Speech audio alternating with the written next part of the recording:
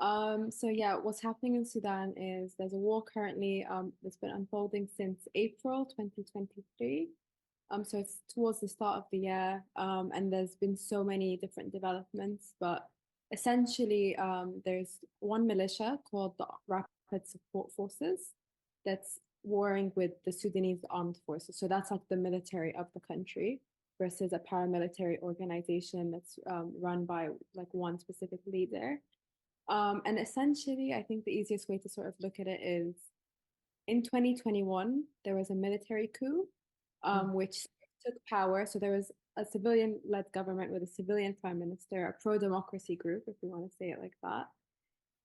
And they worked together. So the RSF and the SAF, so the militia group and the army worked together to take power away from the civilians. Mhm.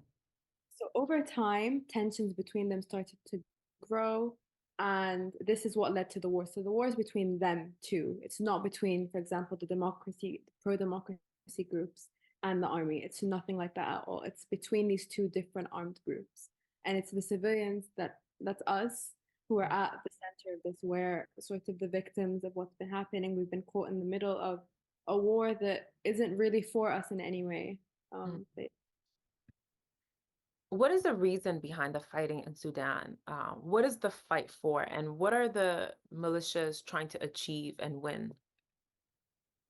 Oh, if I could say it in one word, it's for power.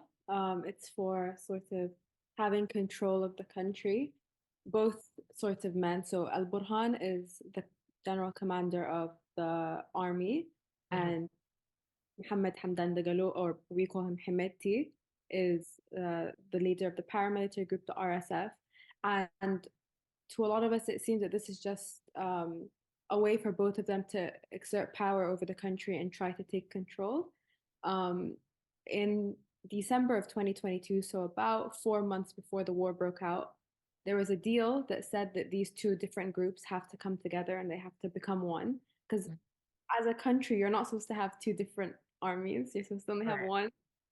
So they were supposed to merge, but of course, that's a threat to both of them.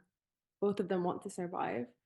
So that's what. Merging would cause what? Like, So merging would cause that, for example, for the army, the actual army of Sudan, having Hemeti or the RSF leader, he's quite controlling. He exerts a lot of power. That's a threat for the army. But then for Hemeti, having his forces, which is quite a personal force, a lot of them are from his area. Having that controlled by the state is also a threat to him because he won't have as much control over his forces. So it's a threat for both of them, okay. which is why we've seen Is that. is one militia more violent to the civilians than the other, or are they equally violent to the civilian population in Sudan?